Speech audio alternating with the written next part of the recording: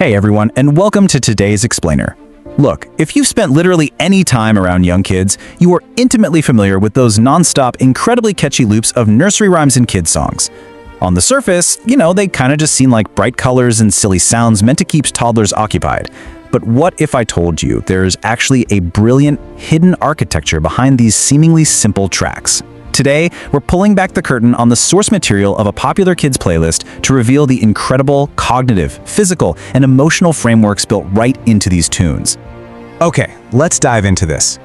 To validate our deep dive into the fascinating mechanics of children's media, we're going to break things down thematically. We'll establish the morning routine, map out family dynamics, connect colors and foods, explore rhythm and animal variations, and finish up with physical movement and coordination. Section 1. Establishing the morning routine, setting the stage. Now, what's really interesting about this slide is how the source material begins by anchoring the child in a highly relatable, safe morning routine. These specific opening lyrics don't just jump into abstract concepts, they frame breakfast with daddy or papa not as a chore or a biological necessity, but as an engaging, positive playtime event.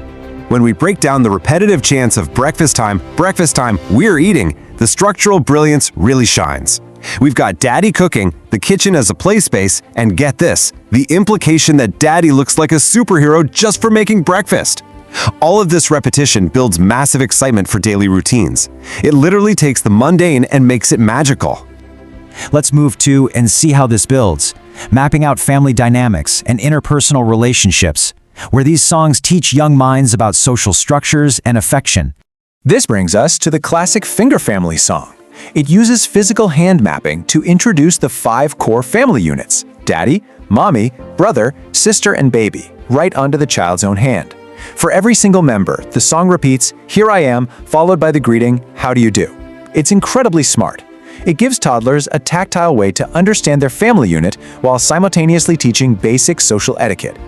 And speaking of family, we absolutely have to talk about skinamarink. Yes, it's a completely humorous, nonsensical word, but if we define it purely based on how the text uses it, skinamarink is a recurring expression of affection. It acts as this silly, memorable auditory anchor used to declare unconditional love. And that affection isn't just a one-off thing.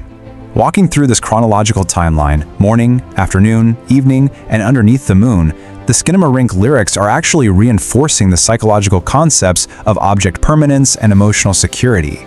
It tells the toddler that no matter the time of day, they are loved. It's a full 24-hour cycle of reassurance. Section 3. Connecting colors and foods, cognitive sorting. And this brilliantly illustrates a surprisingly complex exercise in cognitive sorting and sensory associations, all using everyone's favorite treat. The song asks the child to choose a color of ice cream. For red, they offer chili, tomato, or watermelon. For green, it's cucumber, kiwi, or mango. It is so funny to imagine offering a toddler a spicy red chili or savory cucumber ice cream cone.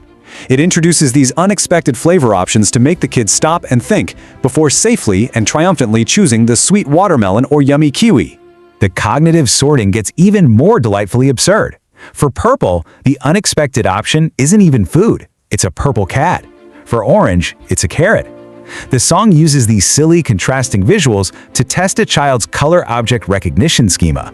The toddler gets to laugh at the ridiculous idea of a purple cat flavor while successfully identifying the grape and orange as the expected choices. Section 4. Rhythm and animal variations, the power of repetition. Now we transition into the rhythmic mechanics of these songs. They take a classic playground rhyme, "Eeny, meeny, miny, mo," but notice what they do here. They substitute the traditional tiger target with a monkey to keep the child actively engaged and guessing. They know the beat, but they have to pay attention to what comes next. And the variety of creatures caught by the toe is just fantastic. We start with a monkey, move to a bear, then a goat, but look at number 4, a rusher. The inclusion of a rusher right in the middle of a bunny and a piggy is highly unusual and incredibly punchy. It breaks the expected pattern of standard animals, throwing a totally unexpected curveball that forces the listening child to snap to attention. Section 5. Physical movement and coordination, kinesthetic action. All the cognitive sorting and rhythmic chanting we've discussed culminates in full body engagement. The head, shoulders, knees, and toes song literally walks the audience through a strict top-to-bottom anatomical sequence. By touching their head, dropping to their shoulders, down to their knees, and finally their toes, toddlers are actively mapping their own gross motor skills and spatial awareness to a driving beat. So the crucial point is what happens between those large movements. The song doesn't stop at gross motor skills. It suddenly demands smaller, precise actions, pointing to the eyes, ears, mouth, and nose. It seamlessly layers fine motor skill pointing right in the middle of those large body bends. It is, quite literally, a complete physical and neurological workout disguised as a catchy tune. Which leaves us with this thought. The next time you hear Papa making breakfast, a purple cat flavor being offered, or a monkey being caught by the toe, ask yourself, how much complex cognitive learning and hidden architecture is hiding in your daily toddler playlist? These aren't just simple songs. They are structured tools for emotional growth and physical coordination. I hope this explainer gives you a brand new analytical perspective for the next time these tunes get stuck in your head. Thanks for joining me, and keep learning.